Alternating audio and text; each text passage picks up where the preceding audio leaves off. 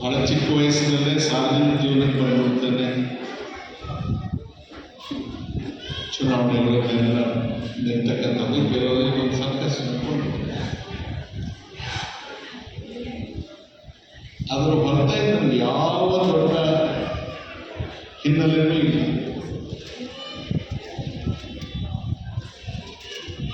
ಹೆಚ್ಚು ಕಲಿತು ಬಹಳ ದೊಡ್ಡ ಹೋರಾಟಗಳನ್ನು ನಾವು ಭಾಗಿಯಾಗಿದ್ದೇವೆ, ನಡೆಸಿದ್ದೇವೆ ಅನ್ನೋದು ಇಲ್ಲ.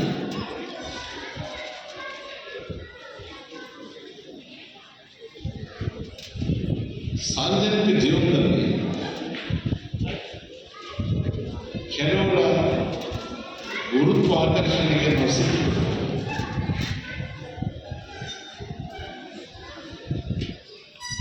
ಸಿಕ್ಕಿದಾಗ ಅದರ ಪರಿಣಾಮವಾಗಿ ನಮ್ಮಲ್ಲಿ ಕೆಲವು ಆಲೋಚನೆಗಳು, ಕೆಲವು ನಿಲುವುಗಳು ನಮ್ಮಲ್ಲಿ ಸ್ಥಾಪನೆ ಆಗಬೇಕು. ಅದಕ್ಕೆ ನಾವು ಬದ್ಧತೆಯಿಂದ ಕೆಲವು ಕಾಲ ಹಿಂದೆ ಬಿಟ್ಟಿದ್ದೇವೆ. ಈ ಸಮಾಜ ನಮ್ಮ ಮೂಲ ಸ್ವರೂಪವನ್ನು ಮಾತನಾಡುತ್ತದೆ. ಆ ಆದರ್ಶಗಳು, ಆ ಮೌಲ್ಯಗಳು ಅಥವಾ ನಮ್ಮ ಏನು ಆಲೋಚನೆ ಅದರ ಮುಖಾಂತರ ನಮ್ಮನ್ನು ಗುರುತಿಸೋದಕ್ಕೆ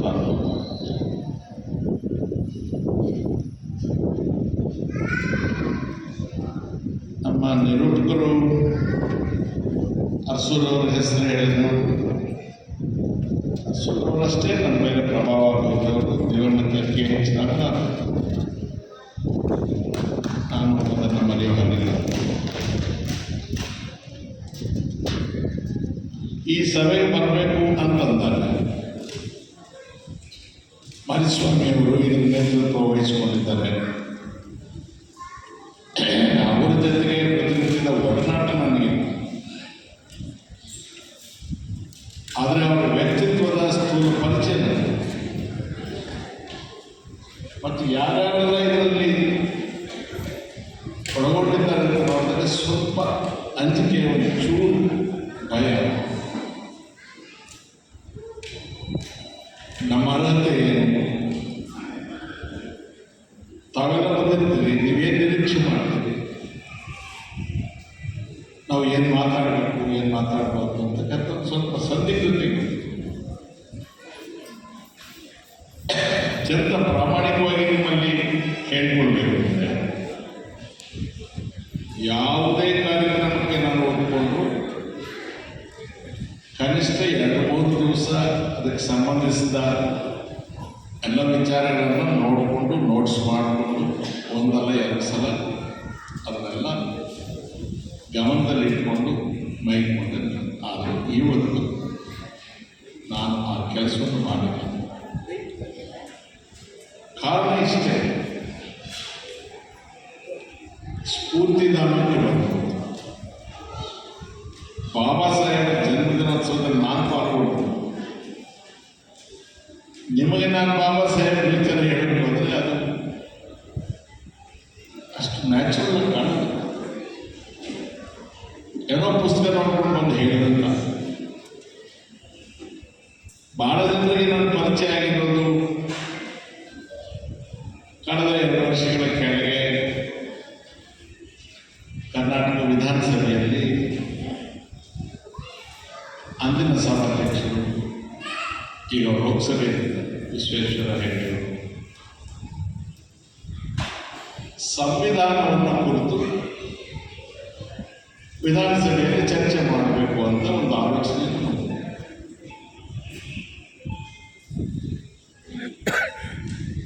ಬಹಳ ಜನರಿಗೆ ಅವರು ಯಾವ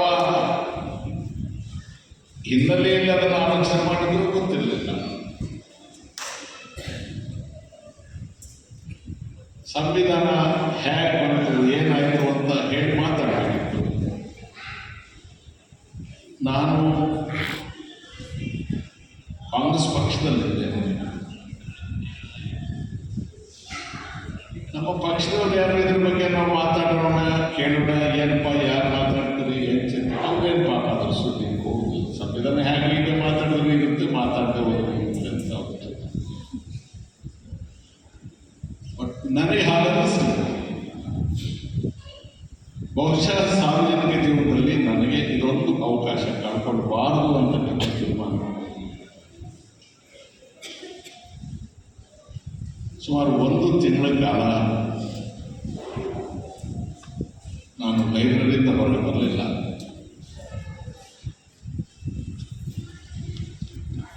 ನಂತರ ನಾನು ಮಾತಾಡುವ ಅವಕಾಶ ಸಿಕ್ಕಿತು. ಬಹಳ ನಿಷ್ಠೂರವಾಗಿ, ನಿರ್ದಾಕ್ಷಿಣ್ಯವಾಗಿ ನಾನು ಮಾತಾಡ್ತೇನೆ. ಆ ಮಾತನಾಡಿದ ದಿವಸದಿಂದ ಈಚೆ ರಾಜ್ಯದ ಬೇರೆ ಬೇರೆ ಕಡೆಯಿಂದ ಯಾವ ಹುಡುತಕ್ಕೆ ಸಿಕ್ಕಿರ್ತಕ್ಕಂಥ ಹೃದಯಗಳಿದ್ದಾವೆ,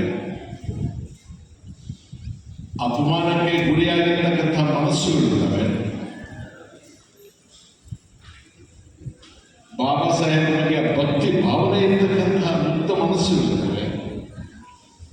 ಅವರು ನನ್ನ ಜೊತೆಗೆ ಸಂಪರ್ಕ ಪ್ರಾರಂಭ. ಬಹಳ ಜನ ನೋಡಿಲ್ಲ, ಇತಿಹಾಸ ಗೊತ್ತಿಲ್ಲ. ಕೇವಲ ಆ ಒಂದು ಘಟನೆಯಿಂದ ತಮ್ಮ ಮನಸ್ಸನ್ನು ಏನೇನೋ ಭಾವಿಸ್ಕೊಂಡಿರ್ತಾರೆ ನನ್ನ ಬಗ್ಗೆ. ನಾನು ಅಷ್ಟು ದೊಡ್ಡವನಂತೂ ಖಂಡಿತ ಅಲ್ಲ. ನನಗೆ ಎಷ್ಟು ದಿವಸ ನಾನು ಬದುಕಿದ್ರೆ ಅಷ್ಟು ದಿವಸ ಆ ನಂಬಿಕೆ ಏನು ಹುಟ್ಟಿಸ್ಬಿಟ್ಟಿದ್ದೀನಿ, ಅದಕ್ಕೆ ಯಾವುದೇ ಹೊಡೆತ ಬೀಳಲಾರಂತೆ ವಿಶ್ವಾಸದಿಂದ ನನ್ನ ಬದುಕಿಗೆ ಹೇಳುತ್ತೆ ಜವಾಬ್ದಾರಿ ಬಂದಿದೆ. ಏನು ಮಾತಾಡ್ತೀನಿ ನಮಗೆ ಒಂದು ಕಡೆಗೆ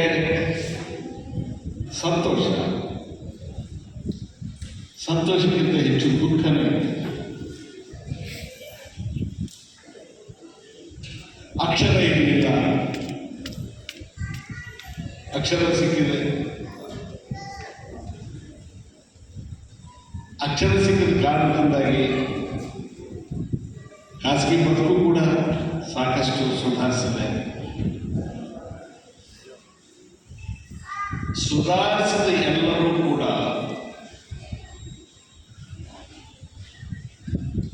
ಮುಂದೆ ನೋಡ್ಕೊಂಡು ಹೊರಟೋದ್ರೆ ಹೊರತು ಹಿಂದಕ್ಕೆ ತಿರುಗಿ ನೋಡಲೇ ಇಲ್ಲ. ನಾನು ಎಲ್ಲಿಂದ ಬಂದೆ, ಅಲ್ಲಿ ನಾನು ಬಿಟ್ಟು ಬಂದವರು ಹೇಗಿದ್ದಾರೆ, ನಾನು ಒಬ್ಬನೇ ಬಂದ್ಬಿಟ್ನಲ್ಲ, ಅವರು ನನ್ನ ಜೊತೆ ಯಾವಾಗ ಬರೋದು ಆಲೋಚನೆ ಕೂಡ ಮಾಡ್ತಾರೆ.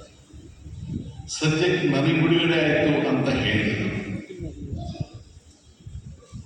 ತಾವು ಬೇರೆ ಬೇರೆ ಹೆಜ್ಜೆ ಇಟ್ಟು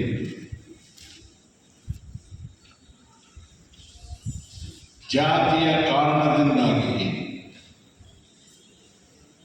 ಜನ್ಮದ ಕಾರಣದಿಂದಾಗಿ ಶಾಪಗ್ರಸ್ತರಾಗಿದ್ದಂಥವರು, ಪ್ರಾಣಿಗಳಿಗಿಂತ ಕೀಳಾಗಿ ಕಾಣಲ್ಪಟ್ಟವರು, ತಮಗೆ ವೈಯಕ್ತಿಕ ಬದುಕು ಸುಧಾರಿಸಿತು ಅಂದ ತಕ್ಷಣ ಇನ್ನೊಂದು ವರ್ಗದ ಕಡೆಗೆ ಹೊರಟು. ಜಾತಿ ಬಿಡಕ್ಕೆ ಆಗಲ್ಲ ಇದು, ಅದು ಹುಟ್ಟುತ್ತಾ ಬಂದಿರೋದು ಸಾಯೋವರೆಗೆ ಅದೇ ಜಾತಿಯಲ್ಲಿ ಇರುತ್ತೆ. ಅದರ ವರ್ಗ ಬದಲಾಯಿಸುವ ಇವರೆಲ್ಲರೂ ಕೂಡ ವರ್ಗಾಂತರ ಆಗುವ ಪ್ರಯತ್ನ ಮಾಡಿದ್ರೆ ಮಾಡ್ತಾರೆ. ರಾಜಕಾರಣಿಗಳು, ಸರ್ಕಾರಿ ಸೇವೆಯಲ್ಲಿರ್ತಕ್ಕಂಥ ಇನ್ನಿತರೆ ಕೆಲಸ. ನನಗೆ ಜಾತಿಯಿಂದ ಬ್ರಾಹ್ಮಣನಾಗಿ ಹುಟ್ಟಿದಂಥ, ಅಸ್ಪೃಶ್ಯತೆಯನ್ನು ಆಚರಣೆ ಮಾಡಿದಂಥ ಕುಟುಂಬದಲ್ಲಿ ಹುಟ್ಟಿದವನಾಗಿ ಒಂದೊಂದು ಸಲ ಊಹೆ ಮಾಡಿಕೊಂಡ್ರೆ, ಒಂದು ವೇಳೆ ನಾನೇನಾದರೂ ಗ್ರಹಚಾರ ಹುಟ್ಟಿಬಿಟ್ಟಿದ್ರೆ ನನ್ನ ಗತಿ ಏನಾಗ್ತಾ ಇತ್ತು ಅಂತ ಮೈಯಲ್ಲಿ ನಡುಕ ಬರುತ್ತೆ.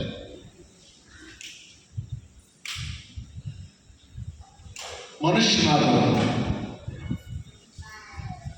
ಆ ಸ್ಥಿತಿಯಾಗಿ ಇರಬಾರ್ದು ಅಂತ ಯೋಚನೆ ಮಾಡಬೇಕೇ ಹೊರತು ನಾನು ಮಾರಾದೆ ಅವರಲ್ಲೇ ಇರಲಿ ಅನ್ನೋ ಆಲೋಚನೆ ಮಾಡಬಾರ್ದು.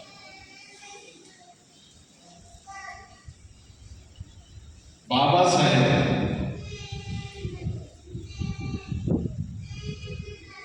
ಅವರಿಗೆ ಒಳಗೆ 30, 40, 50 ವರ್ಷ, 100 ವರ್ಷದ ಆಚೆ ಆಲೋಚನೆ ಮಾಡ್ತಕ್ಕಂಥ ವ್ಯಕ್ತಿತ್ವ ಇತ್ತು. ನಾನೀಗ ಅವರನ್ನು ಪ್ರಶಂಸೆ ಮಾಡಿದ್ರೆ ನನಗೆ ಯಾರು ಕೊಡೋದೇನಿಲ್ಲ. ಆದರೆ ಅದೆಂಥ ಅದ್ಭುತವಾದಂಥ ಮನುಷ್ಯ. ತನಗೆ ತನ್ನ ವೈಯಕ್ತಿಕ ಬದುಕಿನಲ್ಲಿ ಆದ ಪ್ರತಿ ಅಪಮಾನಕ್ಕೆ, ನೋವಿಗೆ ಆತ ಸುಧಾರಿಸಿಕೊಂಡು ಸಮಾಧಾನದಿಂದ ಅದಕ್ಕೆ ಒಂದು ಉತ್ತರ ಹುಡುಕ್ತಾನೆ ಹೊರತು ಪ್ರತೀಕಾರದ ಆಲೋಚನೆ ಅವರ ಮನಸ್ಸಲ್ಲಿ ಒಂದು ಸನ್ನಿವೇಶದಲ್ಲೂ ಕೂಡ ಬರುತ್ತಿಲ್ಲ.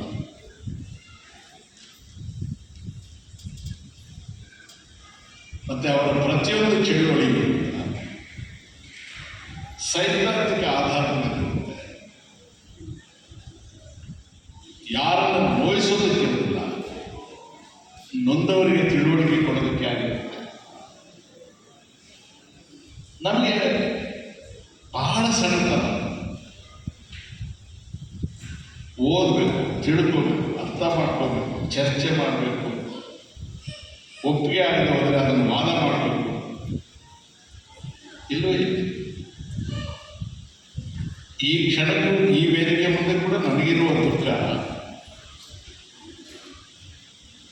ದಲಿತ ಸಮುದಾಯಗಳಿಗೆ ನಾವು ಅಂಬೇಡ್ಕರ್ ಕುರಿತು ಮಾತಾಡೋದ್ರಲ್ಲಿ ಏನು ದೊಡ್ಡ ವಿಶೇಷ ಇಲ್ಲ, ಇದರಿಂದ ಏನು ಪ್ರಯೋಜನವೂ ಇಲ್ಲ.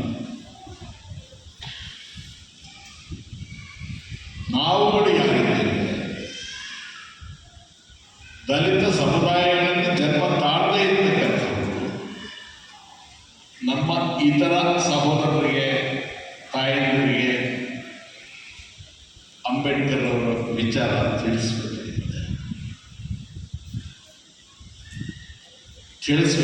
ನಾವು ಅಧ್ಯಯನ ಮಾಡಬೇಕಾಗಿದೆ. ನಮಗೆ ಬದ್ಧತೆ ಇರಬೇಕಾಗಿದೆ. ಏನು ತಿಳಿಸೋದು ಅಂಬೇಡ್ಕರ್ ಅವರ ವಿಚಾರ? ಹಳ್ಳಿಗಾಡಿನಲ್ಲಿ ಪುರುಷೋತ್ತಮ ಅವರೇ, ಮಾಧ್ಯಮಗಳು, ಈ ಭೂಮಾಲೀಕತ್ವ ಇರ್ತಕ್ಕಂಥವರು, ಕಾಂಟ್ರಾಕ್ಟ್ ಮಾಡ್ತಕ್ಕಂಥವ್ರು, ಇವರು ಒಂದು ಹವಾ ಹುಟ್ಟಿಸಿಬಿಟ್ಟಿದ್ದಾರೆ. ಅಂಬೇಡ್ಕರ್ ಪರಿಶಿಷ್ಟ ಜಾತಿ ಪಂಗಡದಲ್ಲಿ ಸೇರ್ತಾರೆ. ಅವರಿಂದ ಈ ದೇಶಕ್ಕೆ ನೋಡಿ ಇದನ್ನೆಲ್ಲ ತಗೊಂಡು ಕೊಟ್ಟು ನಾವು ಹೆಂಗೆ ಬರ್ತೇವೆ? ಅವ್ರಿಗೆ ನೋಡಪ್ಪ, ಎಲ್ಲ ಪೋಷಕರಿಗೆ, ಎಲ್ಲ ಪೋಷಕರಿಗೆ, ಎಲ್ಲ ಅವರಿಗೆ ಅದು ಕೇಳೋರು ಚೆನ್ನಾಗಿರುತ್ತೆ, ಕೇಳುವವರಿಗೂ ಮನಸ್ಸಿನಲ್ಲಿರುತ್ತೆ. ಆದರೆ ಒಂದು ಯೋಚನೆ ಮಾಡೋದಿಲ್ಲ, ಮಾತಾಡೋದು. ಈ ಸಂವಿಧಾನವೇ ದೇಶದಲ್ಲಿ ಇಲ್ಲದೇ ಇದ್ದಿದ್ದರೆ ನನಗೇನಾದರೂ ವೈಯಕ್ತಿಕವಾಗಿ ತೊಂದರೆ ಆಗುವ ಪೊಲೀಸ್ ಸ್ಟೇಷನ್ ಕೋರ್ಟ್ಗೂ ಹೋಗುವ ಅವಕಾಶವೂ ಇಲ್ಲದೇ ಇದ್ದಿದ್ದರೆ, ಬಲಾಢ್ಯರಾಗಿರೋದೇ ರಾಜ್ಯ ಆಳಲಾಗಿರುತ್ತೆ. ನನಗೆ ಏನಾಗ್ತಾ ಇತ್ತು, ಈ ಸಂವಿಧಾನವನ್ನು ಅವರು ಕೊಟ್ಟು ಅಂತ ಆಲೋಚನೆ ಮಾಡೋದು ದೊಡ್ಡ ವಿಚಾರ. ಪ್ರತಿದಿನ ಹೇಳೋದು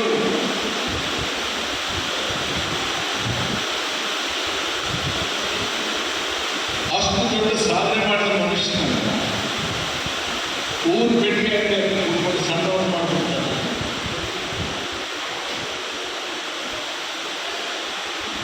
ಬಹಳ ವಿಚಿತ್ರ. Communist party, socialist party, Congress ಪಾರ್ಟಿಯಲ್ಲಿ ಬಹಳ ನಾಯಕರು ಎಲ್ಲರೂ ನಂತರದ ದಿನಗಳಲ್ಲಿ ಮಾತಾಡಿದ ಮಾತುಗಳನ್ನು ಬಾಬಾ ಸಾಹೇಬ್ ಅವತ್ತೇ ಮಾತಾಡಿದ್ರು. ಅವರು ಹೇಳ್ತಾರೆ, ಭೂಮಿಯ ರಾಷ್ಟ್ರೀಕರಣ ಆಗಲಿ, ಏನು ದೇಶದ ಭೂಮಿಯನ್ನು ಶೆಡ್ಯೂಲ್ ಕಾಸ್ಟ್ ಕೊಟ್ಬಿಟ್ಟಿದ್ರು ಅಂತ ಮನುಷ್ಯನಿಗೆ ರೋಡ್ರಿಗಸ್ ಮಾನಸಿಕ ಸಮತೋಲನ ಕಡಿಮೆ ಟು ಲೂಸ್ ಮೆಂಟಲ್ ಬ್ಯಾಲೆನ್ಸ್,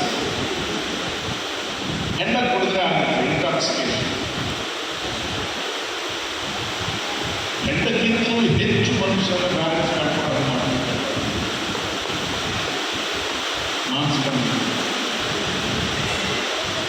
ಅದಕ್ಕಿಂತಲೂ ಹೆಚ್ಚು ಇಂಪ್ಯಾಕ್ಟ್ ಮಾಡ್ತಾರೆ ಭೂಮಿ ಶ್ರೀಮಂತ ದಬ್ಬಾಳಿಕೆಯ ಮೂಲ ಭೂಮಿ, ಅಸಮಾನತೆಯ ಮೂಲ ಭೂಮಿ. ಭೂಮಿ ಸರ್ಕಾರದಾಗಲಿ ದೇಶದಾಗಲಿ ರಾಷ್ಟ್ರೀಕರಣ ಆಗಲಿ ಯಾರು ಒಬ್ಬರ ವೈಯಕ್ತಿಕ ಮಾಲೀಕತ್ವಕ್ಕೆ ಭೂಮಿಯನ್ನು ಬಿಟ್ಟರೆ ಅವನ ಹಂಗಿನಲ್ಲಿ ಇದನ್ನು ಬದುಕಬೇಕಂತ ನಾವು ಆಲೋಚನೆ ಮಾಡ್ತಾರೆ. ಇದು ಪರಿಶಿಷ್ಟ ಜಾತಿ ಪರವಾಗಿ ಮಾತನಾಡಲ್ಲ, ಒಬ್ಬ ಮಾನವತಾವಾದಿಯಾಗಿ ಮಾತನಾಡ ಹೇಳಕ್ಕೆ ತಪ್ಪಿಲ್ಲ. ಸಂಪತ್ತು ಒಬ್ಬರ ಕಡೆಗೆ ಸೇರೋದು ಬೇಡ, ವಿಕೇಂದ್ರೀಕರಣ ಆಗಬೇಕಪ್ಪ. ದೇಶದ ಸಂಪತ್ತೆಲ್ಲ 4 ಜನರ ಕಡೆಗೆ ಸೇರಿದ್ರೆ ದೇಶ ನಾಶ ಮಾಡಿಬಿಡ್ತಾರೆ. ಇವತ್ತೇನಾಗ್ತದೆ, ನಾವು ಯಾವ ಉದ್ಯಮಿ ಹೆಸರು ಶ್ರೀಮಂತನ ಹೆಸರು ಹೇಳಬಹುದು, ನಮ್ಮ ತಪ್ಪು ಆರ್ಥಿಕ ನೀತಿಗಳಿಂದ, ನಮ್ಮ ಅಪರಾಧಯುತ ರಾಜಕೀಯ ನಡವಳಿಕೆಗಳಿಂದ ಕೆಲವು ಜನ ಪ್ರತಿಷ್ಠಿತ ಶ್ರೀಮಂತ ಕುಟುಂಬಗಳು ನಾವು ನಂಬಕ್ಕೆ ಸಾಧ್ಯವಾಗದೇ ಇರತಕ್ಕಂಥ ಬದುಕುಗತಿಯಲ್ಲಿ ತಮ್ಮ ಆಸ್ತಿಯನ್ನು ಬೆಳೆಸಿಕೊಳ್ಳುತ್ತಾರೆ. ಮುಂದೆ ಒಂದು ದಿವಸ ಈಗ ಆಗುತ್ತೆ, ಅದಾಗೋದು ಬೇಡ, ಇದನ್ನು ನಿಗ್ರಹಿಸಬೇಕು. ಇಲ್ಲದ್ರೆ ನಾವು ಇಷ್ಟು ಕಷ್ಟಪಟ್ಟು ಮಾಡಿದ ಸಂವಿಧಾನ, ಇಷ್ಟೊಂದು ಪ್ರಯತ್ನದಿಂದ ಸಂಪಾದಿಸಿದಂಥ ಸ್ವಾತಂತ್ರ್ಯ ಎಲ್ಲವೂ ನಿರರ್ಥಕ ಆಗುವಂಥ ಭಯ. ನಾವು ಎಷ್ಟು ಜಾಣರಂತೆ ಬುದ್ಧಿವಂತಿಕೆಯಿಂದ ಅವರು ಹೇಳಿದ ಮಾತುಗಳನ್ನು ನಿರರ್ಥಕಗೊಳಿಸ್ತಾ ಇದ್ದಾರೆ. ಅವರು ಕೊಟ್ಟ ಸಂವಿಧಾನವನ್ನು ಬಹಳ ಜಾಣ್ಮೆಯಿಂದ ಬಲಹೀನ ಮಾಡ್ತಾರೆ. ಮುಂದೆ ನಮ್ಮ ಗತಿ ಏನಾಗುತ್ತೆ ಗೊತ್ತಿಲ್ಲ. ನಿಮಗೂ ಇದ್ರ ಬಗ್ಗೆ ಆಲೋಚನೆ ಇರೋದಿಲ್ಲ, ಅರಿವು ಇರೋದಿಲ್ಲ. ಹೆಣ್ಮಕ್ಳ ಬಗ್ಗೆ, ಇಡೀ ದೇಶದ ಹೆಣ್ಮಕ್ಳ ಬಗ್ಗೆ ಮಾತಾಡ್ತಾರೆ. ಇದು ಪುರುಷ ಪ್ರಧಾನವಾದಂತಹ ಸಮಾಜ ಭಾರತ ದೇಶ. ಹೆಣ್ಮಕ್ಕಳಿಗೆ ಆಸ್ತಿಯಲ್ಲಿ ಪಾಲ್ಗೊಂಡ್ರಪ್ಪ, ಮೊನ್ನೆ ಕೊಟ್ಟರಲ್ಲ ಅವ್ರು ಹೇಳಿದ್ದವರು, ಅವ್ರೇನಾದ್ರು ಬರೀ ಪರಿಶಿಷ್ಟ ಜಾತಿ ಹೆಣ್ಮಕ್ಳು ಕೊಡಿ ಅಂತ ಹೇಳ್ತಾರೆ. ಆದರೆ ಆ ಹೆಣ್ಮಕ್ಳು ಮೋಚನೆ ಮಾಡಿಕೊಂಡು ಆ ಜಾತಿ ಅನ್ನುವ ವಿಷ ಧರ್ಮದ ಹೆಸರಿನಲ್ಲಿ ವಿಷ ಹತ್ತಿಸ್ಬಿಟ್ಟು ಯಾವ ಪುಣ್ಯಾತ್ಮ ಇವ್ರ ಪರವಾಗಿ ಮಾತನಾಡ್ತಾರೆ, ಇವ್ರನ್ನ ಸಮಾನವಾಗಿ ಕಾಣಬೇಕು ಅಂತ ಹೇಳ್ತಾರೆ. ಆ ಉದ್ದೇಶಿಸಬೇಕಂತ ಆ ಹೆಣ್ಮಕ್ಳಿಗೆ ಮಾಡಿಸ್ತಾರೆ. ಇಂತಹ ಪ್ರಯೋಗ ಬೇರೆ ಎಲ್ಲೂ ಸಾಧ್ಯವಿಲ್ಲ.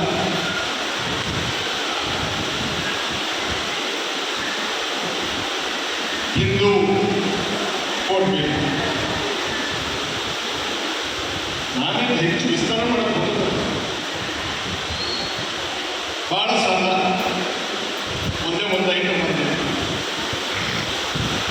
ವಿವಾಹ ಆಗಿರ್ತಕ್ಕಂಥ ಹಿಂದೂ ಸಮಾಜಕ್ಕೆ ಸೇರಿದಂಥ ಪುರುಷ ತಾನು ವಿವಾಹ ಆಗಿದ್ದೇನೆ ಅಂತ ಗೊತ್ತಿದ್ದು ಮತ್ತೊಂದು ಹೆಣ್ಣು ಮಗಳ ಜೊತೆಗೆ ಕಾನೂನು ಬಾಹಿರವಾಗಿ ವಿವಾಹೇತರ ಸಂಬಂಧವನ್ನು ಬೆಳೆಸಿಕೊಂಡು ಆ ಸಂಬಂಧದಿಂದ ಹುಟ್ಟತಕ್ಕಂಥ ಮಗುವಿಗೆ ಈ ಸಮಾಜದಲ್ಲಿ ಸ್ಥಾನ ಇದೆ. This is A caste based society. ಬ್ರಾಹ್ಮಣ, ಲಿಂಗಾಯತ, ಅಥವಾ ಗೌಡ, ಒಬ್ಬ ದೊಡ್ಡ ಶ್ರೀಮಂತ, ಒಂದು ಸಣ್ಣ ಜಾತಿಗೆ ಸೇರಿರ್ತಕ್ಕಂಥ ಒಂದು ಹೆಣ್ಮಗುವಿಗೆ ಸಂಪರ್ಕ ಮಗು ಹುಡುಬಿಟ್ಟ, ಮಗುನ ಕರ್ಕೊಂಡು ಆ ತಾಯಿ ಶಾಲೆಗೆ ಹೋಗ್ಬೇಕಾಗಿತ್ತು. ಮಾಸ್ತರ್ ಕೇಳ್ತಾರೆ, ಏನ್ವಾ ತಂದೆ ಯಾರು? ಏನು ಹೇಳ್ಬೇಕ ತಾಯಿ? ಅವ್ನು ಓನ್ ಮಾಡೋದಲ್ಲ, ಸಂಬಂಧ ಇಟ್ಕೊಂಡಿದ್ದ ಮಗು ನುಡಿಸಿದ್ದಿಲ್ಲ. ನನ್ನ ಮಗು ತಗೊಂಡಿಲ್ಲ, ಅವನಿಗೆ ಶಿಕ್ಷೆ ಇದೆ,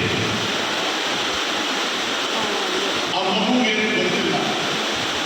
ತಾಯಿ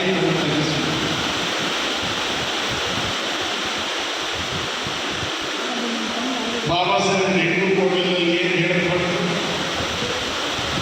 ಇಲ್ಲ, ಆ ಥರ ಆದ ಸನ್ನಿವೇಶ. ಆ ಹೆಣ್ಮಕ್ಳು ಕೂಡ ಹೆಂಡತಿಗೆ ಸ್ಥಾನ ಕೊಟ್ಟು ಆ ಮಕ್ಕಳು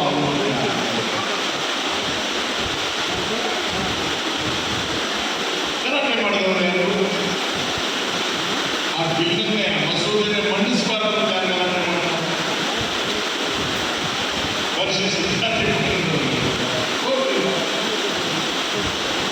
ಇಲ್ಲ ಮೈನಾರಿಟಿ ಜಾನರು ಹೋಗಿಲ್ಲ. ನಿಮ್ಮಲ್ಲಿರುವ ಲೋಪದೋಷಗಳನ್ನು ಸುಧಾರಿಸಿಕೊಂಡು ಮಾನವೀಯತೆಯಿಂದ ಬಗ್ಗೆ ಅಂತ ಹೇಳಿದಾಗ ನಿಮಗೆ ಜಾತಿ ನೆನಪಾಗ್ತದೆ, ಧರ್ಮ ನೆನಪಾಗ್ತದೆ. ನಿಮಗೆ ಜನರಿಗೆ ದಾರಿ ತಪ್ಪಿಸಬೇಕು, ಅಧಿಕಾರ ಹಿಡಿಬೇಕು ಅಂತಂದಾಗ ಧರ್ಮದ ನೆನಪಾಗುತ್ತೆ. ನಾವೆಲ್ಲ ಒಂದು ಧರ್ಮ ಒಟ್ಟಿಗೆ ಇರಬೇಕು. ಧರ್ಮ ಒಂದೇ, ದೇಶ ಒಂದೇ, ಓಟು ಒಂದೇ, ಕೈ ಕಾಲು ಕಣ್ಣು ಹೊಟ್ಟೆ ಎಲ್ಲ ಒಂದೊಂದು ಲೆಕ್ಕಾಚಾರವಾಗಿದೆ. ಅದರಲ್ಲಿ ದೇವರಿಗೆ ನೀವು ಹತ್ತ ಇದ್ದೀರಿ, ನಾನು ದೂರ ಇದ್ದೀನಿ. ಇದನ್ನು ಕೇಳಕ್ಕೆ ಜನರಿಲ್ಲ, ಕೇಳಕ್ಕೂ ಜನ ಇಲ್ಲ, ಬರೆಯೋಕ್ಕೂ ಜನ ಇಲ್ಲ. ಸಂಭ್ರಮಿಸಿಬಿಟ್ಟು ಬಾಬಾ ಸಾಹೇಬ್ ಜನ್ಮದಿನ ಆಚರಣೆ ಮಾಡಿಬಿಟ್ಟು ಅವರು ಹೇಳಿದ ಮೂಲಭೂತ ವಿಚಾರಗಳ ಬಗ್ಗೆ ನಮಗೆ ಗಮನ ಇಲ್ಲ. ಇದೇ ರೀತಿಯಲ್ಲಿ ಬಿಟ್ಟು ನಾವಾಗ ಖಾಸಗಿ ಮಾತಾಡ್ತಾರೆ. ಆ ದಿವಸ ದೂರ ಉಳಿದಿಲ್ಲ, ಸಂಪೂರ್ಣವಾಗಿ ಈ ಸಂವಿಧಾನದ ಕೈ ಹಾಕಿರ್ತಕ್ಕಂಥ ಏನು ಪರಿಶ್ರಮ ಏನಿದೆ. ಬಾಬಾ ಸಾಹೇಬ್ ಹಿರೋಶಿಮಾ ನಾಗಸಾಕಿಯಲ್ಲಿ ಆಗ್ತಕ್ಕಂಥ ಬಾಂಬ್ ಕಾರ್ಯವನ್ನು ಮಾಡಿದ್ದಾರೆ. ಅವ್ರ ಮನಸ್ಸು ಕರಗೋಗ್ಬಿಡುತ್ತೆ.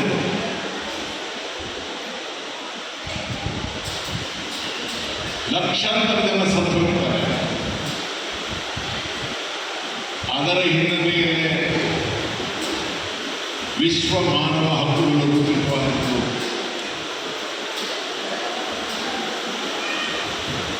ಫ್ರಾನ್ಸ್ನಲ್ಲಿ ರೆವಲ್ಯೂಷನ್ ಆಗುತ್ತೆ, ಫ್ರೆಂಚ್ ರೆವಲ್ಯೂಷನ್ ಆಗುತ್ತೆ.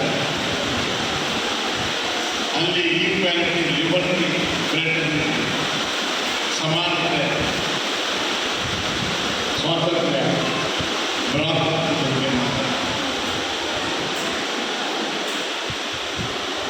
ಇಲ್ಲಿ ಇರ್ತಕ್ಕಂಥ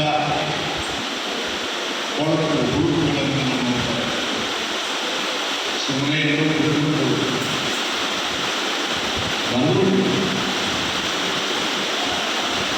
ಒಬ್ಬ ಮನುಷ್ಯ ಹಿರೋಶಿಮಾ ನಾಗಸಾಕಿಯಲ್ಲಿ ಸತತ ಜೀವನದ ಜೊತೆಗೆ ನಾನು ಅಡುತ್ತಾರೆ.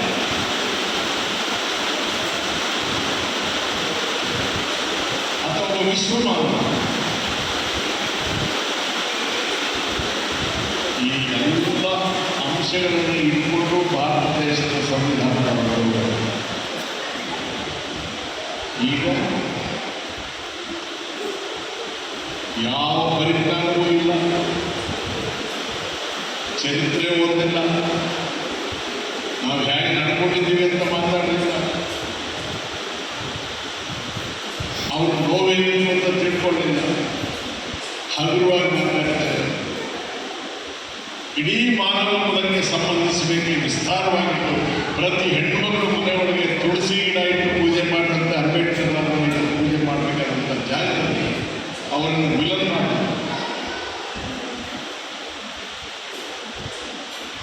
ಒಂದು ಮೀಸಲಾತಿ ಎನ್ನುವ ಒಂದು ಸಣ್ಣ ವಿಷಯ ಬಿಟ್ಟುಬಿಟ್ರೆ ವಿಶೇಷವಾಗಿ ಪರಿಶಿಷ್ಟ ಜಾತಿ ಪಂಗಡದವರಿಗೆ ಅವರು ಮಾಡಿದ್ದೇನೆ.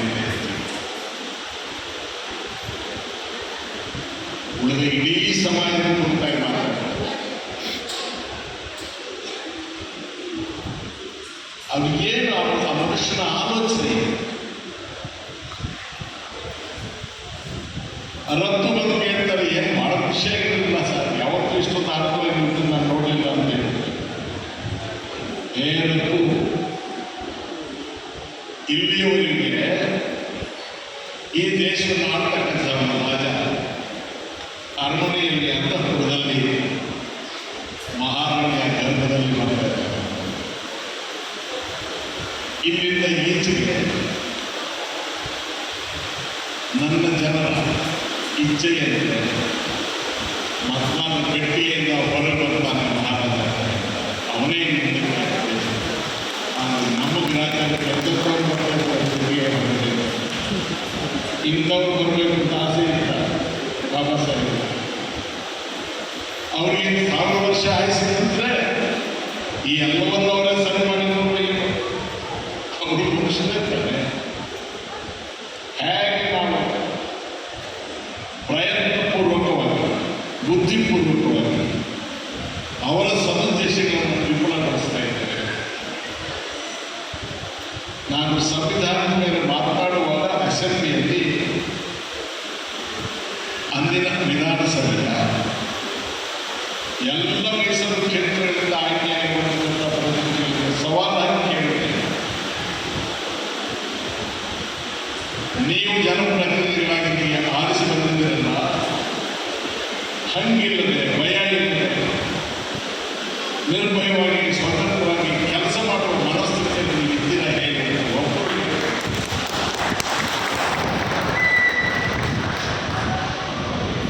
ಈಗ ವಾಪಸ್ ಹಿಂದಕ್ಕೆ ಹೋಗಿ ಪುನಃ ಪ್ಯಾಕ್ ಮಾಡಿ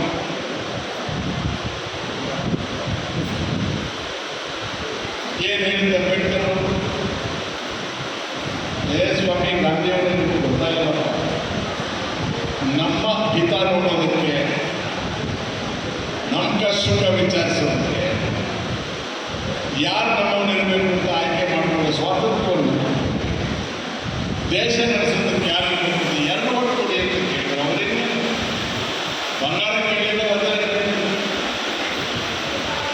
ಆ ಹುಚ್ಚು ಗಾಂಧಿ ಬೇಡಪ್ಪ ಅಂಬೇಡ್ಕರ್ ತಮ್ಮಪ್ಪ ನೀನು ಹಿಂದೂ ಧರ್ಮ ಹೊಡೆದೋಗ್ಬಿಡ್ತಾರೆ. ಲಾಸ್ಟ್ ಏನಿರುವುದು ಇವರು ಉಪವಾಸ ಬಂದಿದ್ದಾರೆ. ದೊಡ್ಡ ದೊಡ್ಡ ಮುಖಂಡರುಗಳೆಲ್ಲ ಅಂಬೇಡ್ಕರ್ ಅವರು ಹೇಳ್ತಾರೆ, ಆ ಮನುಷ್ಯ ಸತ್ತು. ಪಂಡಿತ್ ಮದನ್ ಮೋಹನ್ ಮಾಲ್ವೀಯ ಅವರು ಅಂತ ಹೇಳ್ತಾರೆ ಗಾಂಧಿ ಅವರು, ನೀವು ಒಂದು ವೇಳೆ ನಿರ್ಣಯ ತಗೊಳ್ಳೋದು ನಿಧಾನಾಗಿ ಆದರೆ ಏನಾದರೂ ಗಾಂಧಿ ಸತ್ತು ಹೋಗ್ತಾರೆ. ಆ ಕೀರ್ತಿಯನ್ನು ಮೂಟೆ ಕಟ್ಟಿ ನಿಮ್ಮ ತಲೆಗೆ ಇಟ್ಕೊಂಡಿದ್ದಾರೆ. ಒಬ್ಬ ವ್ಯಕ್ತಿಯಾಗಿ ಯಾವ ಮಾನಸಿಕ ನರಳುವಿಕೆಯನ್ನು ಬಾಬಾ ಸಾಹೇಬರು ಅನುಭವಿಸಿದರು. ಹಿಂದಿರುಗಿ ನೋಡಿದಾಗ ತನ್ನ ಜನ, ತನ್ನ ಜನ್ಮ, ತನ್ನ ಬಂಧುಗಳು, ತಾನು ಬೆಳೆದು ಬಂದ ವಾತಾವರಣ, ಅವರಿಗಾದ ನೋವು, ಅವರಿಗಾದ ಅಪಮಾನ, ಅವರಿಗಾದ ಹಿಂಸೆ ಮತ್ತು ತಲತಲಾಂತರಗಳಿಗೆ ಮುಂದುವರಿಯುತ್ತಲ್ಲ, ಹಠ ಹಿಡಿದರೆ ಕೊನೆಗೆ ರಾಜಿ ಆದರೆ ಈ ಜನ ಭವಿಷ್ಯ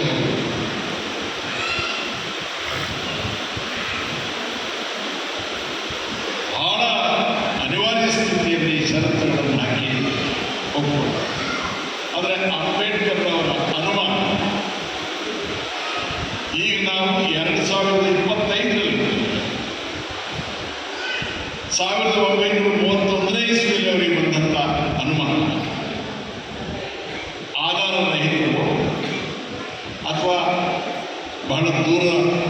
ಆಲೋಚನೆ ಇದ್ದಂಥ ಒಬ್ಬ ನಿಷ್ಠಾವಂತ ಮನುಷ್ಯನ ಆಲೋಚನೆ. ನೀವೇ ಅನಲೈಸಿಂಗ್ ಅಂಬೇಡ್ಕರ್, ಇದಕ್ಕೆ ನಾನೇನು ಡಾಕ್ಟರೇಟ್ ಮಾಡಬೇಕು? ನಿಷ್ಕಲ್ಮಶವಾದಂಥ ಮನಸ್ಸಿಂದ ಓದಬೇಕು, ಅರ್ಥ ಮಾಡಿ ಆ ಸಿಚುವೇಶನ್ ನ್ಯಾರೇಟ್ ಮಾಡ್ಕೊಂಡು ಪ್ರಾಣ ಹೋಗ್ಬಿಡುತ್ತೆ. ಹೊರದೇಶಕ್ಕೆ ಹೋಗಿ ಡಾಕ್ಟರೇಟ್ ಮಾಡ್ಕೊಂಡ್ರೆ ಇನ್ನೂ ಜಾಗ ಕೊಡಬೇಕು. ಆದರೆ ಆ ಮನುಷ್ಯ ಆ ಯಾವ ದುಃಖವನ್ನು ಕೂಡ ತನ್ನ ಸಂವಿಧಾನದಲ್ಲಿ ತೋರಿಸಬೇಕು.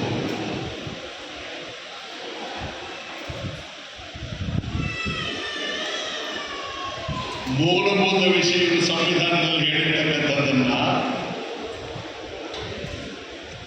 ಹಾಗೆ ಪಾರ್ಲಿಮೆಂಟಲ್ಲಿ ಬಹುಮತ ಇದ್ರೆ ಪಾಸ್ ಮಾಡಬಹುದು ಅಂತ ತೀರ್ಮಾನ ಮಾಡಿ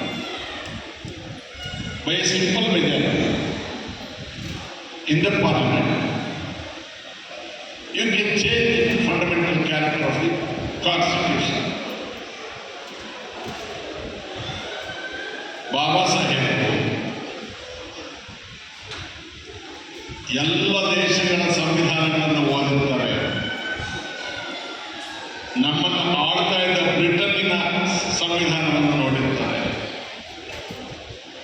ಬ್ರಿಟನ್ನಿನ ಸಂವಿಧಾನವನ್ನು ಬ್ರಿಟನ್ನಿನ ಸಂಸತ್ತು ಚೇಂಜ್ ಮಾಡಬಹುದು, ಆದರೆ ಭಾರತದ ಸಂವಿಧಾನವನ್ನು ಸಂಸತ್ತು ಚೇಂಜ್ ಮಾಡಕ್ಕೆ ಬರೋದಿಲ್ಲ. ಸಂಸತ್ತು ಸಂವಿಧಾನ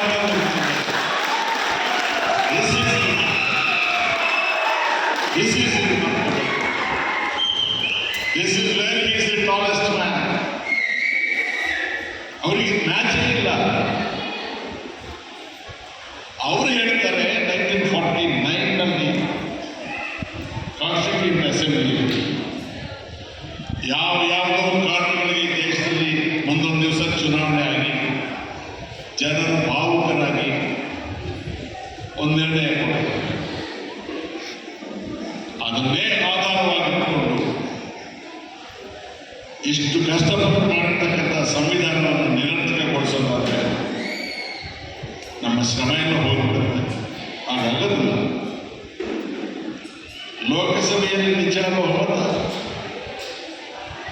ರಾಜ್ಯಸಭೆಯಲ್ಲಿ ನಿಚ್ಚಳ ಬಹುಮತ, ದೇಶದ 3/2 ವಿಧಾನಸಭೆಗಳಲ್ಲಿ ನಿಚ್ಚಳ ಬಹುಮತ ಇದ್ದರೆ ಮಾತ್ರ ನೀವು ಆ ರೀತಿಯ ಬದಲಾವಣೆ ತರಬಹುದು ಅಂತ ಇಲ್ಲದೆ ಹೋದರೆ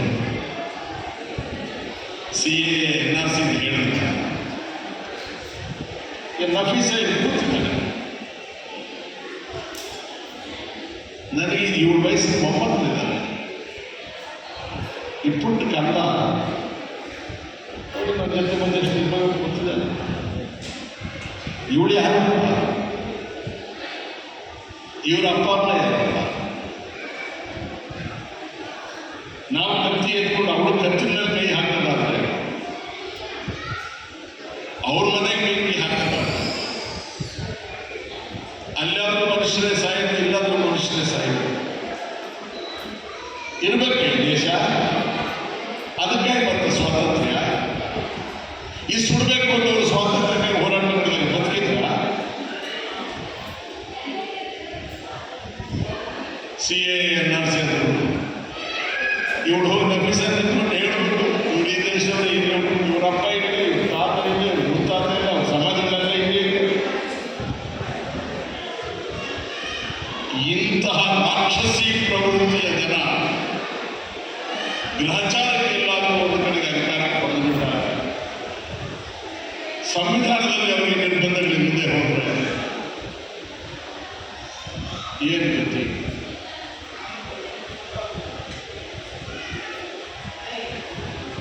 ಗೆಳೆಯ ಮುನಿಯಪ್ಪನವರು ದಲಿತ ಸಂಘರ್ಷ ಸಮಿತಿಯ ಸಂಸ್ಥಾಪಕರಲ್ಲಿ ಮುಖ್ಯಸ್ವಾಮಿಯವರೆಲ್ಲ ಅವರ ಆತ್ಮಕಥೆಯನ್ನು ನನಗೂ ಒಂದು ಕಾಪಿ ಕೊಟ್ಟು ಓದಿ ನೋಡುವ ಎನ್ನೋದಿದ್ರೆ ಹೇಳೋದು. ಹಿಂದೂದವರು ಅದನ್ನು ಸಂವಾದದಲ್ಲಿ ಹೊರತರ್ತಾ ಇದ್ದಾರೆ. ಕೆಲವು ಘಟನೆಗಳನ್ನು ಅವರು ವಿವರಿಸಿರೋದನ್ನು ನೋಡಿದ್ರೆ ಇವು ಜಸ್ಟ್ ಕ್ರೈ ಅದ್ಭುತ.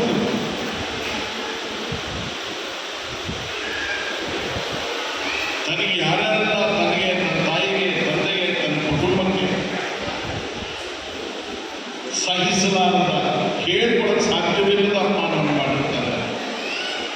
ಆದರೆ ಅದೇ ಸಮಾಜಕ್ಕೆ ಸೇರಿದ ಒಬ್ಬ ಒಳ್ಳೆ ಮನುಷ್ಯ ಬಂದಾಗ ಈ ಕಹಿ ಅವರಲ್ಲಿಲ್ಲ, ಅವರನ್ನು ಬೇರೆ ದೃಷ್ಟಿಯಲ್ಲಿ ನಾವು ಅದನ್ನು ಮೈಗೂಡಿಸಿಕೊಳ್ಬೇಕು. ಬಹಳ ದೊಡ್ಡ ಅಪಾಯ ಇವತ್ತು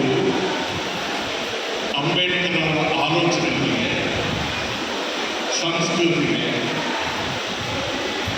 ಎಲ್ಲೋ ಒಂದು ಕಡೆಗೆ ಅವರಿಂದ ಮೋಕ್ಷ ಪಡೆದವರು ಫಲಾನುಭವಿಗಳಾದವರಿಂದಲೇ ಬರ್ತಾ ಇದೆ. This is very important. ಇವತ್ತು ನಾನು ಶ್ರೀನಿವಾಸಪುರದಿಂದ ಹೊರಟು, ಎಲ್ಲಿ ನೋಡಿದ್ರು ಹಬ್ಬ ಆಯ್ತಪ್ಪ. ಈ ದೇಶದಲ್ಲಿ ಯುಗಾದಿ ಆಗ್ತಾ ಇದೆ, ದೀಪಾವಳಿ ಆಗ್ತಾ ಇದೆ, ಸ್ವಾತಂತ್ರ್ಯೋತ್ಸವ ಆಗ್ತಾ ಇದೆ, ದಸರಾ ಮಾಡ್ತಾ ಇದ್ದಾರೆ. ಅಂಬೇಡ್ಕರ್ ಅವರ ಹುಟ್ಟಿದ ಹಬ್ಬವನ್ನು ಕೂಡ ದೇಶದ ಎಲ್ಲ ಮೂಲೆಗಳಲ್ಲೂ ಮಾಡುವಂಥ ಒಂದು ದಿನ ಬಂತಲ್ಲ, ಅದೇ ಖುಷಿ. ಆದರೆ ಇದು ಬರೀ ತೋರಣಕ್ಕೆ ಸೀಮಿತ ಆಗೋದು ಬೇಡ, ಕುಣಿತಕ್ಕೆ ಸೀಮಿತ ಆಗೋದು ಬೇಡ, ಡ್ಯಾನ್ಸಿಗೆ ಸೀಮಿತ ಆಗೋದು ಬೇಡ. ಅವರು ಹೇಳಿದ ಒಂದು ಮಾತನ್ನು ನೆನಪಿಟ್ಕೊಳ್ಳಿ. ಇವತ್ತೇನು ನಾವು ಪ್ರಶಸ್ತಿ ಹಿಡ್ಕೊಂಡಿದ್ದು ಗೋಧಿ ವೃಕ್ಷ, ಗೋಧಿ ಮಠ. ಹಿಂದುವಾಗಿ ಹುಟ್ಟುವುದನ್ನು ತಪ್ಪಿಸಿಕೊಳ್ಳುವುದು ನನ್ನ ಕೈಯಲ್ಲಿರಲಿಲ್ಲ, ಆದರೆ ಹಿಂದುವಾಗಿ ನಾನು ಸಾಯುವುದಿಲ್ಲ. ಎಷ್ಟು ದುಃಖ ಮನುಷ್ಯನಿಗೆ ಆಗಿರ್ಬೋದು. ಇಡೀ ಸಮಾಜ ನನ್ನನ್ನು ಬಂದುಕೊಂಡು ನಮ್ಮ ಹತ್ರ ಏನು ಉತ್ತರ ಇದೆ ಅವರಿಗೆ ಹೇಳಿ. ಕ್ರಿಶ್ಚಿಯಾನಿಟಿನ, ಇಸ್ಲಾಂ, ಕಮ್ಯುನಿಸಮ್ನ ಎಲ್ಲ ಯೋಚನೆ ಮಾಡ್ತಾರೆ. ಲಾಸ್ಟ್ಗೆ ಬೌದ್ಧದಲ್ಲಿ ಅರಮನೆಯಿಂದ ಹೊರಗೆ ಬಂದವನು ಬುದ್ಧ. ಈಗ ನಾವು ಅಂಬೇಡ್ಕರ್ ಅವರ ಹೆಸರಲ್ಲಿ ಹೌದು ಅನ್ಯಾಯಗಳು ಅಂತ ಹೇಳಿಕೊಂಡು ನಾವು ಅರಮನೆ ಕಟ್ಕೊಳ್ಳೋಕೆ ಶುರು ಮಾಡುತ್ತೇವೆ. ಮತದಾರರ ಪೆಟ್ಟಿಗೆಯಿಂದ ಮಹಾರಾಜ ಬರ್ತಾರೆ ಅಂತ ಅವ್ರು ನಿರೀಕ್ಷೆ ಮಾಡಿದ್ರೆ ದುಷ್ಟರೆಲ್ಲ ಹೊರಗೆ ಬರ್ತಾ ಇದ್ದಾರೆ. ಅರಮನೆಯಿಂದ ಹೊರಗೆ ಬಂದ ಬುದ್ಧನ ಅನ್ಯಾಯಗಳು ಅಂತ ಹೇಳಿಕೊಂಡು ನಾವು ನಮ್ಮ ಗುಡಿಸಲನ್ನೆಲ್ಲ ಕೆಳಗೆ ನಾವು ಅರಮನೆಗೆ ಇಟ್ಕೊಳ್ತಿದ್ದೀವಿ. This is dangerous to the culture of Ambedkar. ಯಾರನ್ನ ಮೆಚ್ಚಿ ಮಾತಾಡುವಂಥದ್ದು ಇರಬಾರದು. ಎಲ್ಲೋ ಒಂದು ಕಡೆಗೆ ನಾವು ಈ ಜಾತಿಯ ಸಂಕೋಲೆಗಳಿಂದ ಹೊರಗೆ ಬರಬೇಕಾಗುತ್ತೆ. ಅಂಬೇಡ್ಕರ್ ಅವರನ್ನ ಕಟ್ಟಾಕಿದ್ದಾರೆ, ಚೈನಿಗೆ ಕಟ್ಟಾಕಿದ್ದಾರೆ. ಈ ಸಾರ್ವಜನಿಕರನ್ನ ಕಿತ್ತು ಬಿಸಾಕಿ ಅಂಬೇಡ್ಕರ್ ಅವರನ್ನ ಈ ಸಮಾಜಕ್ಕೆ ಒಪ್ಪಿಸ್ಬೇಕು. ನಾವು ಎಲ್ಲ ಹೆಣ್ಮಕ್ಳ ಬಗ್ಗೆ ಮಾತಾಡಿದವರು, ಭೂಮಿ ರಾಷ್ಟ್ರೀಕರಣದ ಬಗ್ಗೆ ಮಾತಾಡಿದವರು, ಸಂಪತ್ತಿನ ವಿಕೇಂದ್ರೀಕರಣದ ಬಗ್ಗೆ ಮಾತಾಡಿದವರು, ಅತ್ಯಂತ ಕಠಿಣ ಸ್ಥಿತಿಯಲ್ಲಿ ಅವಮಾನಕರ ಸ್ಥಿತಿಯಲ್ಲಿ ಹೆಣ್ಣುಮಕ್ಕಳಿಗೆ ಹುಟ್ಟಿದಂಥ ಆ ಮಕ್ಕಳ ಬಗ್ಗೆ ಮಾತನಾಡಿದರು. ಈ ಎಲ್ಲ ವಿಷಯಗಳನ್ನು ಹೇಳಬೇಕಾಗುತ್ತೆ. ಒಬ್ಬರೇ ಮಾತಾಡೋಕ್ಕಾಗದಂಥ ಗಂಟೆ ಮಾತಾಡಿದ್ರೆ ಬೇರೆಯವರು ಮಾತಾಡಬೇಕಾಗುತ್ತೆ. ಪ್ರಕೃತಿ ಬೇರೆ ಏನೋ ಒಂಥರ ಇದೆ. ಪ್ರಶಸ್ತಿ ಪುರಸ್ಕೃತ ಮಾತಾಡಬೇಕು, ಮರಿಸ್ವಾಮಿಯವರು ಮಾತಾಡಬೇಕು. ಭಾಳ ನಾನು ಇವತ್ತು ಈ ಸಮಯದಲ್ಲಿ ಕ್ಯಾಲ್ಕುಲೇಷನ್ ಮಾಡ್ಕೊಂಡು ಮಾತಾಡ್ತೀನಿ, ನೋಟ್ಸ್ ಮಾಡ್ಕೊಂಡು ಮಾತಾಡ್ತೀನಿ. ಇದನ್ನು ಮಾತಾಡಬೇಕು, ಇದನ್ನು ಮಾತಾಡಬಾರ್ದು ಅಂತ ಮಾತಾಡ್ತಿಲ್ಲ. ಇಲ್ಲಿ ಬಂದ ನನಗೆ ಬಹಳ ಖುಷಿ. ಇದೊಂದು ಹೊಸ ಜಗತ್ತೇ.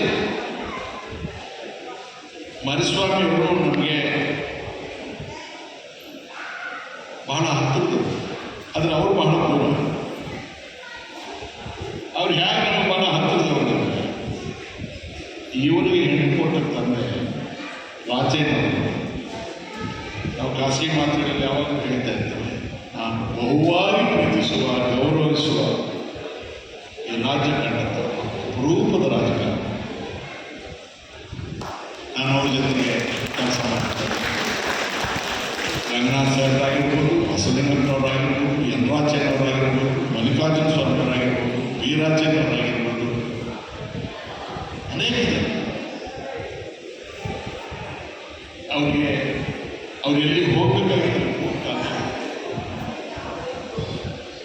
ಯಾರಿಗೂ ಕಾಣದೇ ಇರ್ತಕ್ಕಂಥ, ಅಂದಾಜು ಮಾಡೋಕ್ಕಾಗದೇ ಇರ್ತಕ್ಕಂಥ ಒಂದು ಷಡ್ಯಂತ್ರ ಅದ ತಕ್ಷಣ ಕೆಲಸ ಮಾಡಿ ಅವ್ರು ಎಲ್ಲಿ ಹೋಗ್ಬೇಕು ಅಲ್ಲಿ ಹೋಗೋದಂತ ತಪ್ಪಿಸ್ತಾರೆ.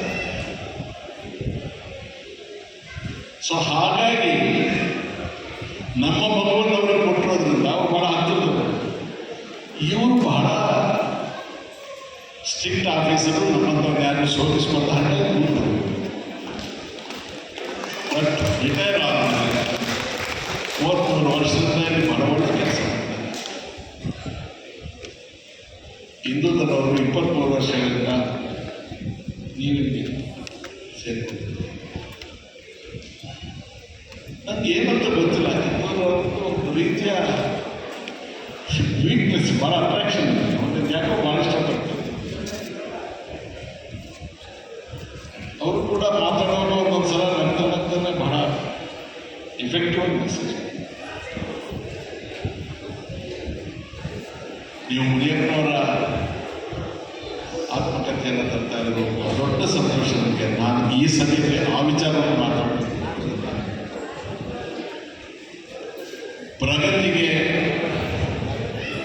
ಪ್ರಗತಿಪರ ಆಲೋಚನೆಗೆ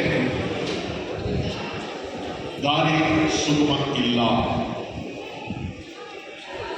ಹೋರಾಟ ಮುಗಿದಿಲ್ಲ, ಇನ್ನು ಪ್ರಾರಂಭವಾಗ್ತಾ ಇದೆ. ನಮ್ಮ ಶತ್ರುಗಳು ನಿಶ್ಚಿತ ರೂಪದಲ್ಲಿ ಇಲ್ಲೇ ಇದ್ದಾರೆ ಅಂತ ನಾವು ಹೇಳಕ್ಕಾಗಲ್ಲ. ಅವರು ನಮ್ಮ ಸುತ್ತಮುತ್ತಲು ಸೇರಿಬಿಟ್ಟು ಎಲ್ಲ ಕಡೆಗಿದ್ದಾರೆ. ನಮಗೆ ನಮ್ಮ ಬೆಂಬಲಿಗರು, ನಮ್ಮ ವಿಶ್ವಾಸಸ್ಥರು, ನಮ್ಮ ಅಭಿಮಾನಿಗಳು ಹರಿದು ಹಂಚೋಗಿದ್ದಾರೆ. ಎಲ್ಲೆಲ್ಲೋ ಇದ್ದಾರೆ, ಊಟ ಹೊರತಾ ಇದ್ದಾರೆ, ಗಾರೆ ಕೆಲಸ ಮಾಡ್ತಾ ಇದ್ದಾರೆ, ಟ್ರ್ಯಾಕ್ಟರ್ ಓಡಿಸ್ತಾ ಇದ್ದಾರೆ, ಟೈಲರಿಂಗ್ ಮಿಷನ್ ಕೊಟ್ಟಿದ್ದಾರೆ, ಜಂಬಿ ಹೊಡಿತಾ ಇದ್ದಾರೆ, ಉದ್ಯೋಗ ಓಡಾಡ್ತಾರೆ. ಅವ್ರ ಸಂಘಟನೆ ನಮ್ಮ ವಿರೋಧಿಗಳು ಪ್ರಗತಿಪರ ಆಲೋಚನೆಯನ್ನು ವಿರೋಧ ಮಾಡ್ತಾರೆ, ಅಂಬೇಡ್ಕರ್ ಅವರ ಆಲೋಚನೆಯನ್ನು ವಿರೋಧ ಮಾಡ್ತಾರೆ, ದೇವರಾಜ ಅವರ ಆಲೋಚನೆಯನ್ನು ವಿರೋಧ ಮಾಡ್ತಾರೆ. ಸಂಘಟಿತರಾಗಿದ್ದಾರೆ. ನಾವು ಯಾರಿದ್ದೇವೆ ಫಲಾನುಭವಿಗಳು, ನಾವು ಸಂಘಟಿತರಾಗಿಲ್ಲ. ದೂರ ಹೋಗಬೇಕಿಲ್ಲ. ಮಂಗಳೂರು ಹೋಗ್ಬಿಟ್ರೆ ದಕ್ಷಿಣ ಕನ್ನಡ ಜಿಲ್ಲೆ ಹೋದರೆ ಗೊತ್ತಾಗುತ್ತದೆ ವಿಪರ್ಯಾಸ. ಯಾರು ಅಂಬೇಡ್ಕರ್ ಆಲೋಚನೆಗಳ, ದೇವರಾಜ ಆಲೋಚನೆಗಳ ಫಲಾನುಭವಿಗಳು ಅವರೇ ಇವತ್ತು ಮುಂಚೂಣಿ ಇದನ್ನು ವಿರೋಧ. ಅವರು ಬುದ್ಧಿಪೂರ್ವಕವಾಗಿ ಮಾಡ್ತಾರೆ ಅಂತ ಆರೋಪ ಮಾಡಿದ್ರು. ನಾವು ಫೇಲ್ ಆಗಿದ್ದೇವೆ, ಅವರಿಗೆ ತಿಳುವಳಿಕೆ ಕೊಡಲಿಲ್ಲ. ಈ ಸಂದಿಗ್ಧತೆಯಿಂದ ನಾವು ಪಾರಾಗಬೇಕಾಗಿದೆ. ಬಹುಶಃ ನಾನು ಎಲ್ಲಿ ಪ್ರಾರಂಭ ಮಾಡಿದ್ನೋ, ಎಲ್ಲಿ ಮುಕ್ತಾಯ ಮಾಡ್ತಾ ಇದ್ನೋ, ನನಗೇನು ನನ್ನ ಮೇಲೆ ಹೆಚ್ಚು ಕಂಟ್ರೋಲ್ ಇಲ್ಲ. ಒಂದು ವೇಳೆ ನಾನು ನಿಮ್ಮ ನಿರೀಕ್ಷೆಗೆ ಬರದೇ ಇದ್ದರೆ ನಿಮಗೆ ಸಮಾಧಾನ, ನನಗೇನಿಲ್ಲ. ಯಾಕಂದರೆ ನಾನು ಗೌರ್ಮೆಂಟ್ ಆರ್ಟ್ಸ್ ಆ್ಯಂಡ್ ಸೈನ್ಸ್ ಕಾಲೇಜಲ್ಲಿ BSc ಹೋಗಿದ್ದೆ. ಅದು ಕೂಡ 40% ಹೊರಗೆ ಕೊಟ್ಟಿದ್ದೆ. ನಾನು ಯೂನಿವರ್ಸಿಟಿ ಹೋಗಿ ಪೋಸ್ಟ್ ಗ್ರ್ಯಾಜುಯೇಷನ್ ಮಾಡಿಲ್ಲ. ದೊಡ್ಡ ಹೋರಾಟಗಳನ್ನೇ ಮಾಡಿಲ್ಲ. ಚುನಾವಣೆಗೆ ಮಾತ್ರ ಒಂದೊಂದು ಚುನಾವಣೆಗಳಿಗೆ ನಿಂತಿದ್ದೇನೆ. ಕೆಲವು ಸಲ ಗೆದ್ದಿದ್ದೇನೆ, ಕೆಲವು ಸಲ ಸೋತಿದ್ದೇನೆ. ಆದರೆ ನಾನು ಚುನಾವಣೆಗೆ ನಿಲ್ಲುವ ಕ್ಷೇತ್ರದಲ್ಲಿ ನನ್ನ ಸಮಾಜಕ್ಕೆ ಸೇರಿದ ಜನ 1,000 ವೋಟರ್ಸು ಇಲ್ಲ. ಹಣನ ನಾನು ಖರ್ಚು ಮಾಡಲ್ಲ, ನನಗೆ ಜಾತಿ ಇಲ್ಲ. ಜನ ನನ್ನನ್ನು ಜೀವನ ಉಳಿಸಿದ್ದಾರೆ. ಸೋಲಿಗೆ ನನ್ನನ್ನು ಪ್ರೀತಿಸೋ ಜನ. ಅದೇ ಅಂಬೇಡ್ಕರ್ ಅವರ ಶಕ್ತಿ, ಅದೇ ದೇವರಾಜ ಶಕ್ತಿ. ಕೆಲವು ಸಲ ಮಿಸ್ಟೇಕ್ಸ್ ಆಗೋದು, ಆದರೆ ಮನೆಯ ಒಳಗಿನ ಶಕ್ತಿಗಳನ್ನು ಪತ್ತೆ ಹಚ್ಚುವಲ್ಲಿ ನೀವ್ಯಾರಿದ್ದೀರಿ, ನೀವು ಜಾಗೃತ. ಚುನಾವಣೆಗಳ ಟೈಮ್ಗೆ ಪ್ರಗತಿಪರರಾಗೋರು ಅಂಬೇಡ್ಕರ್ ಅವರ ಬಗ್ಗೆ ಮಾತಾಡ್ತಕ್ಕಂಥವ್ರ ಬಗ್ಗೆ ನೀವು ಜಾಗೃತ. ಓದ್ಬಿಟ್ಟು MA ಆಯಿತು, MBA ಆಯಿತು, MBBS ಆಯಿತು, ಡಾಕ್ಟರ್ ಆಯಿತು, ಆಗಿದ್ವಿ, ಜಡ್ಜ್ ಆಗಿದ್ವಿ, ಲಾಯರ್ ಆಗಿದ್ವಿ, ಇಂಜಿನಿಯರ್ ಆಗಿದ್ವಿ, ಚೀಫ್ ಸೆಕ್ರೆಟರಿ ಆಗಿದ್ವಿ. ನಾವು ಸ್ವಾಭಿಮಾನಿಗಳಾಗಿ ಪ್ರಾಣ ಬಿಟ್ಟು ಅಂಬೇಡ್ಕರ್ ಅವರ ದೇಹ ದೆಹಲಿಯಿಂದ ಬೊಂಬಾಯಿ ತಗೊಂಡೋಗೋದಕ್ಕೆ ಹಣ ಇರೋದಿಲ್ಲ ಮನೆಯೊಳಗೆ. ಅದು ನಮಗೆ ಮಾರ್ಗದರ್ಶನ ಆಗಬೇಕು. ಅಯ್ಯೋ ಏನಾಗುತ್ತೆ ಏನಪ್ಪ, ಈಗ ಚೀಫ್ ಇಂಜಿನಿಯರ್ ಆಗಿದ್ದೀನಿ, ಆ ಮಗದೊಂದು ಅಮೆರಿಕಕ್ಕೆ ಕಳಿಸ್ಬೇಕು, ನನ್ನ ಮಗ ಒಬ್ಬ ಸರಿ ಇಲ್ಲ, ಡ್ರಗ್ಸ್ ಬಿದ್ದೋಗಿದ್ರೆ ಅವ್ನು ಸುಧಾರಿಸ್ಬೇಕು, ಆ ಮೊಮ್ಮಕ್ಕಳ ಕಡೆ ಸೇರಿಸ್ಬೇಕು, ಅವ್ನು ಯಾವ ಚೀಫ್ ಮಿನಿಸ್ಟ್ರು ಯಾವ ಏನೋ ಕೊಡೋದು ಬಿಸಾಕ್ಬಿಟ್ಟು ಸೆಟ್ಲ್ ಆಗ್ಬಿಡೋಣ ಅಂತ ಹೇಳ್ಬಿಟ್ಟು ಅಂಬೇಡ್ಕರ್ ಅವ್ರ ಜಯಂತಿ ಬಂದು ಇಲ್ಲಿ ಕೂತ್ಕೊಂಡ್ರೆ ಅಂಬೇಡ್ಕರ್ ಅವ್ರಿಗೆ ಅದಕ್ಕಿಂತ ದೊಡ್ಡ ಅಪಮಾನ ಏನಿಲ್ಲ. ತಿಳುವಳಿಕೆಯಿಂದ ಬದುಕೋಣ, ಸ್ವಾಭಿಮಾನದಿಂದ ಬದುಕೋಣ, ಅಂಬೇಡ್ಕರ್ ಅವರನ್ನು ಜೀವಂತ ಇಡೋಣ ಅಂತ ಹೇಳಿ ನಿಮಗೆಲ್ಲ ನಮಸ್ಕಾರ ಮಾಡಿ